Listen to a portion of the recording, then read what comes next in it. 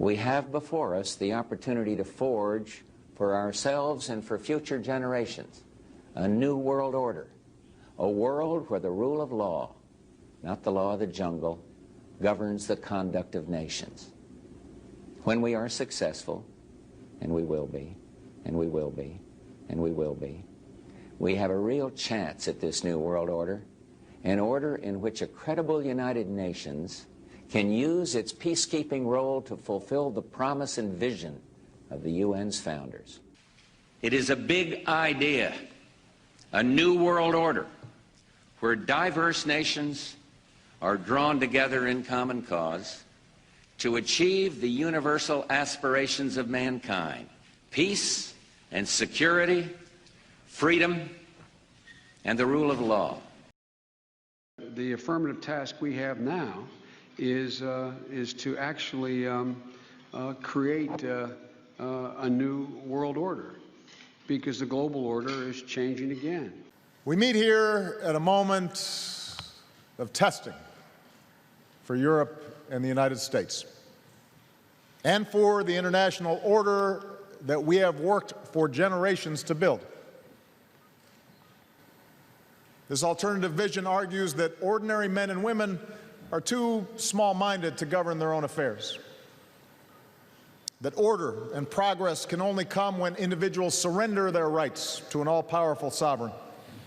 To lead in shaping a new world order for the 21st century.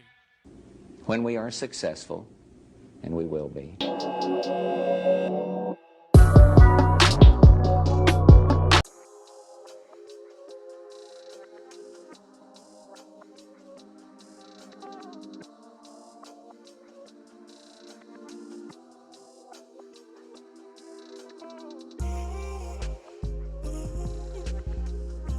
So if we understand they have been preparing for this, well, you might think, well, they've been preparing for this because it was inevitable. Maybe it was inevitable, and maybe it's being blown out of proportion. But even a few years ago, which another thing that didn't make it to the mainstream and is not talked about today, is the World Health Organization was already caught leaking a virus because they had ties with the same pharmaceutical company that had patented the vaccine a year prior. What another strange coincidence that this company patents a vaccine for, I believe it was a certain kind of swine flu, and then a year later somebody makes a mistake or something and it was released in Australia, and there was no lawsuits, there was no restrictions on them. They just continue to go about their business. And an investigation found that they had multiple ties and were being paid by the pharmaceutical company. And they held that from the media once word got out about this. What's strange is this accidentally happens, a virus gets out, people were found out were making money off this, and then the World Economic Forum, of all the richest people, saying we need to act now. We need to make these big changes happen now while everyone is vulnerable. While everyone doesn't have the finance to sit back on and either wait things out or to fight back or to get the word out. We are all in this state of fear, or it doesn't literally mean that you're scared kind of looking out your window. When you're in the state of fear, you're on the defense. Your immune system goes lower when you're scared. Your reaction time goes down. Your cognitive ability goes down. And you're just receptive. So once you're scared, that you're just trying to take in more information, and they will be happy to give you more information, as long as you don't question it. So as this plan is trying to happen as quickly as possible, they're not even going to hide. All of this information is available. The Agenda 2030, where you don't own anything, you don't have any property, and you are happy. While I am definitely a person who is not materialistic, but if I have to borrow the clothes on my back from a large company, if I have to, I'm not allowed to have a vehicle. I know Uber is super convenient, and it was very convenient for me when my license was suspended. But if you're not allowed to have a vehicle anymore, we will have no independence. We will be completely dependent on the state. Then they want to start the universal basic income. So you're needing You are needing either state or companies, and in a communist system, everything is run by the state, essentially the government, essentially the globalists, essentially the United Nations, World Economic Forum, Bill Gates, George Soros, and other unnamed people. You have to be borrowing everything you need on a daily basis. So it is that easy for you. You speak out, you say something wrong, you're not social distancing, you're not wearing your mask, you don't agree with what they are telling you, we'll cut your subscriptions off. You don't have rides anymore. You don't have clothes anymore. You don't have food anymore. You don't have a place to stay anymore. So you gotta get along to go along. Is that how that goes? Or go along to get along? Either way, what is more likely? That each of these dominoes is just an accident and a coincidence? The virus is being let out and people are making money. Bill Gates controls the media and he's the person we look to for information. George Soros is funding a revolution. The media is doing nothing but adding fire to the flames. Everybody loves Joe Biden in the system because Joe Biden will go along with whatever they tell them to do. That all of these lockdowns and these systems that have been multiple doctors and everybody have said that these are not helping, these are hurting. What is more likely? That all of these are just coincidences, they're all happening together, or it was planned? What is much more likely, as all of these things are orchestrated? Coincidences happen, sure, but for all of these coincidences to be happening one after another in exactly the plan that Rockefeller, Bill Gates, the United Nations, World Economic Forum, all of them want, what are the chances of that? And a lot of people say, well, you're kind of being paranoid because this is just for now. This is not for now. This is going to be our life from now on. There is no going back. All of us old enough to understand what the world was like before may never see that world again. CNN already put out a story saying this is the new normal. This is what we need to get used to. Conform or die. I know I had already showed those videos at the beginning of the politicians saying New World Order and oh, well, that's just what they used to say, it's a conspiracy, yada, yada, yada. Well, what's funny and why I show those in order of a timeline, George Bush saying it in the early 90s. When we are successful, and we will be. And then Biden saying it in the 90s, then him saying it during the election. To lead in shaping a new world order. And Obama saying it when he was in office, that we need to give up our own rights for the good of the state, for the good of the company. This alternative vision argues that ordinary men and women are too small-minded to govern their own affairs. For the good of the government. Because even recently this year, a politician in the UK, when he was being asked about if we're going to go back, what's going on with the lockdowns, will this go back to normal? What he meant to say was, this is the new normal. But what he said was, this is the new world order. We must treat this new world order, this new world of COVID. So I want everyone to understand, I'm not trying to scare you, I'm trying to wake you up. This is happening whether we are aware of it or not, and it's much better to be aware of it. Like I try to say to people who have said, well, what is the point in worrying? I'm not necessarily telling you to worry, but it's just like the good, I want to say metaphor? It's just like I say about the Weather Channel. Imagine you're in California and the wildfires are coming. You have a week, and I'm not saying we have a week. This will be a gradual process. But there's a fire coming, there's a hurricane coming, there's a tornado coming. Wherever you are, different, not even just the United States, because I look at my analytics and I need to stop referencing the United States because this is affecting everyone, and I do see that there are people watching this in India, there are people in the UK, and over 25% of my viewers is women, and like, you don't know how much that means to me. Because I mean, obviously I'm a man and I want men to be able to relate, but the fact that over 1 out of 4 is a woman, thank you. Just thank you everyone watching this, because I wanted to start it by saying this is the most important video you could ever watch, but I don't want to make it like it's about me and what I've done. This is all out there, and there are a lot of other people talking about this. But about the Weather Channel, that they let you know it's happening. Just be prepared, be aware. Whether it's going to be fatal or not, there's a tornado, a hurricane, a fire, an earthquake, what have you. If you're about to head to work and the Weather Channel didn't say that there's like a monsoon on the way, you might want to know, hey, I'm not going to make it to work, or there's a blizzard, or it's just going to be prepared because it's going to be danger driving, whatever. You get what I'm saying. Fear-mongering is what, and I don't want to always say the mainstream media, fear-mongering is what they do when they say, be scared, comply, don't ask questions. Telling other people to be aware, to ask questions, to think for yourself is not fear-mongering. So one of the scariest things people usually bring up is the vaccine. And we don't want the vaccine, it's dangerous, it's not been tested. I mean, of course it goes without saying, vaccines take years to develop. So if they do have one that is good, that's suspicious, because how have they made one this quickly? They don't say, well, all focus is on blah, blah, blah, blah, blah. All hands on deck, or whatever the saying is. Science doesn't work like that. You have to keep doing trial and error with the information you have. You can't speed up trial and error.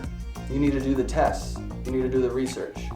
So if they have one that's good, that's pretty suspicious. But more likely, they have one that either has nefarious purposes or just to see like the mask if you're going to go along to get along.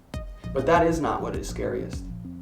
There has been multiple stories, and I've been aware of things like this almost my entire life, which is weird because I don't want to make it about me, and I 100% mean that. This is not at all about me. This is about all of us together. But it's weird, and maybe a lot of people feel this way. I have been warning people about things like this for a very long time. And you always end up sounding like a crazy person because you end up kind of getting passionate. That's why everyone always looks at Alex Jones as crazy. And he has a really good, when you're done watching this, to watch on Tim Pool podcast he just did last night, where he mentioned a lot of this, and people just kind of skim over it. And I like and respect Tim Pool, and he just skimmed over it, and he would kept saying like coincidence, or this is just rich people, blah, blah, blah. It's so much more than that. But the stories had come out for years about these random coffins that were popping up along highways in America, that there was just hundreds upon thousands of just stacked up along highways. Then Stories and Jesse Ventura did a few videos on this where he went and talked to the people of these strange internment camps popping up across America. And now we had been told, well, that's just for immigration. We don't agree with it. Even if they stopped then, just in the United States, over 400. And all of the barbed wire was facing in to keep you in with turnstiles. But you might say, well, that's old news. That's already been there, done that. Well, another video I'd like to show you is in Canada. But in this video, he will talk about the internment camps that are being built, and he tries to ask questions. Who is going there? Because it even says in whatever kind of design or the blueprint to build back better, it says it's not going to just be the infected. It's not just going to be the vulnerable. It's not just going to have to do with COVID. There's something much bigger going on. Speaker, my question is to the Premier. In my supplemental question yesterday, I asked this government if the people of Ontario should prepare for internment camps. In September, the federal government posted a call for expressions of interest for contractors to supply, provide, and manage quarantine isolation camps throughout every province and every territory in Canada. These quarantine isolation camps, however, are not limited to people with COVID, but provide a wide latitude for many people to be detained. Surely this government is aware of the intentions to build these isolation camps from coast to coast. And my question to the Premier is, how many of these camps will be built, and how many people does this government expect to detain? Question. Thanks to the Premier. Here's the RFP, and in the RFP it uses clear language to express that these camps can be used for a broad spectrum of people, not limited to travelers. Indeed, it doesn't even mention international travelers. It's just a broad latitude of people. And I'll send over the copy of the RFP after. So your government must be in negotiations and aware of these plans. to potentially detain and isolate citizens and residents of our country and our province. So, Speaker, to the Premier, where will these camps be built? How many people will be detained? And for what reasons? For what reasons can people be kept in these isolation camps? And I'd like to have the Premier assure the people of Ontario. Member, take a seat.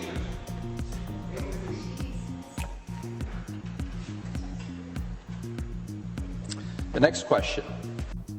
So I'll just leave you with this, because I'm sorry if this video is long, and I probably also should have said at the beginning, this is not something to skip over. With the one talking about the election fraud, you could skim through it to see there was plenty of proof. And there is.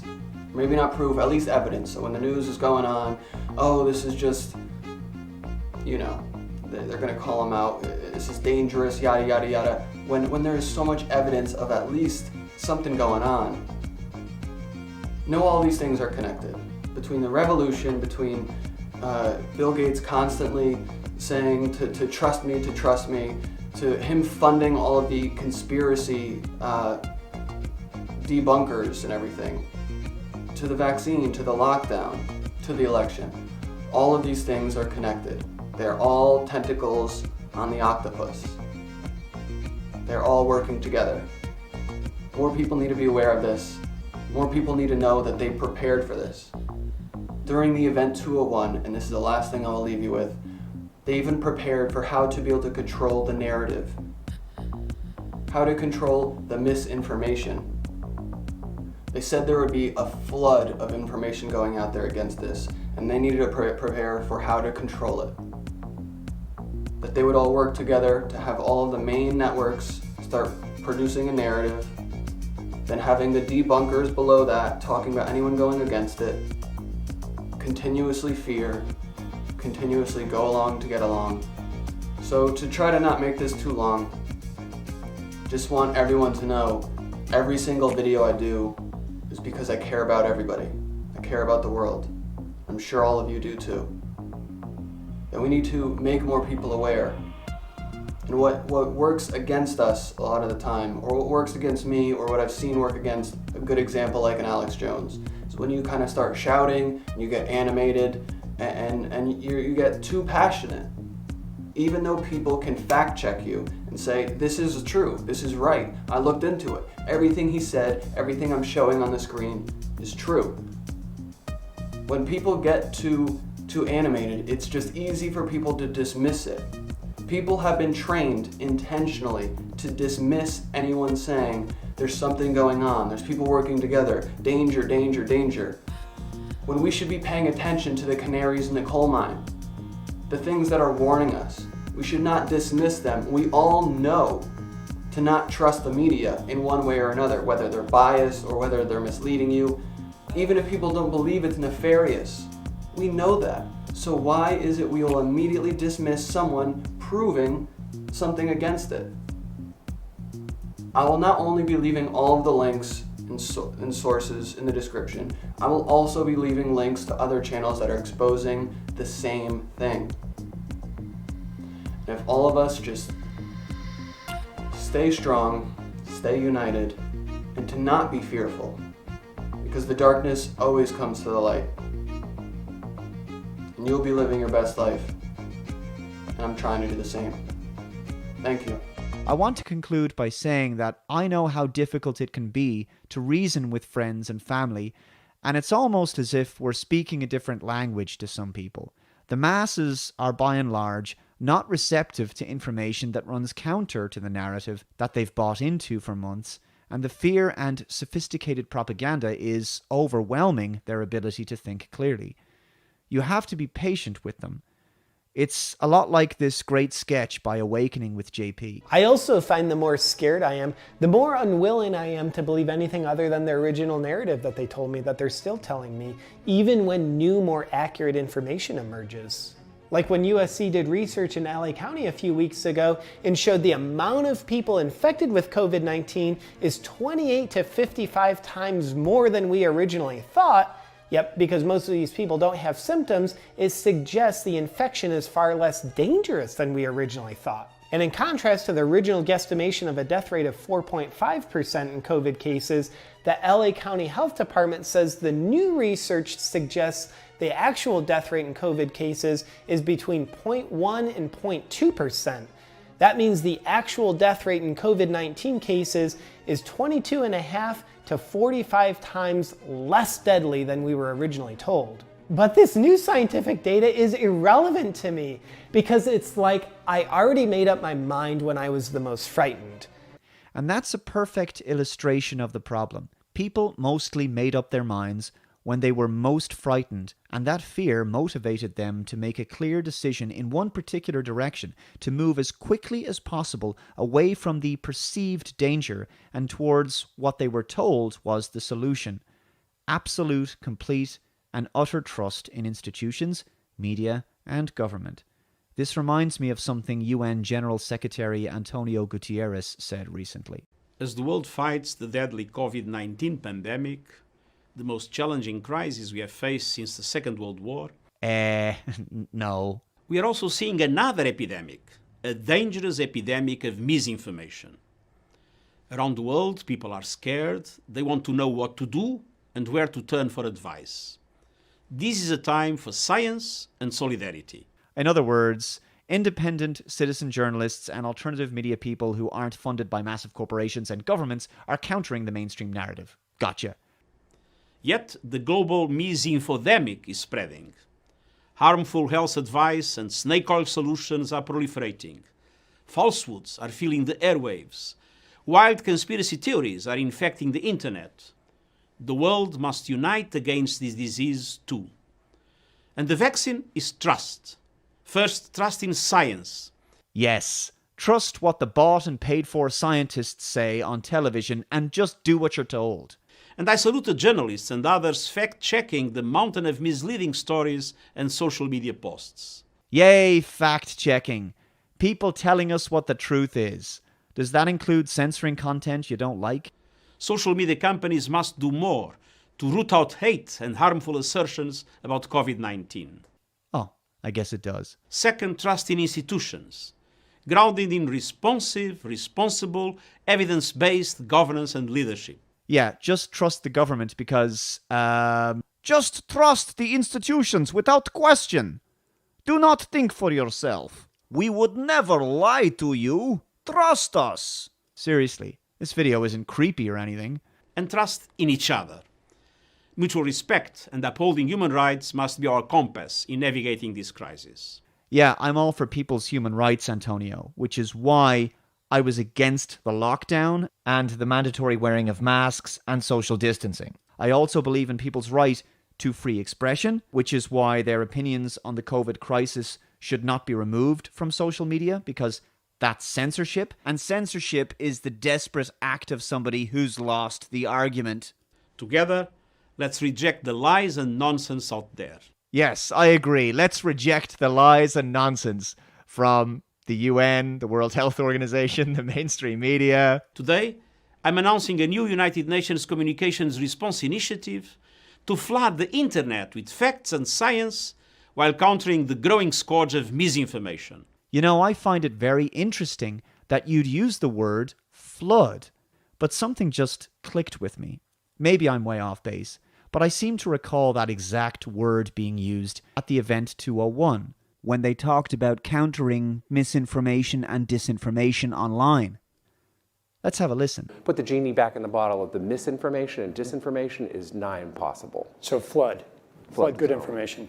Okay, others, yeah, Jane? Yeah, so can I agree with that? And my fact did come from the Edelman Trust Index, you'll be pleased to know, but also borne out by the work I've done as a CEO in my time. Can I also add that I think there are real technology opportunities here. I personally do not believe that trying to shut things down in terms of information is either practical or desirable. And we do have, I think, a couple of strategies that are available to us, one of which is the flood strategy, second of which is relying and informing and equipping trusted sources of information with the facts so they can then pass that on. But we also need to actually think about a technological answer to this. So there is work that's being done to actually create algorithms to sift through information on these kind of social media platforms. And I know that the Gates Foundation and others are funding organisations to work on things like this. Huh. You don't say. It's almost as if these people were preparing to flood the internet with counter-propaganda because they knew that their narrative was going to be questioned online. Sounds like the flood strategy is flooding the internet with authoritative, pre-approved talking points which people are not expected to question. No thanks. I'll question everything. Spin it again.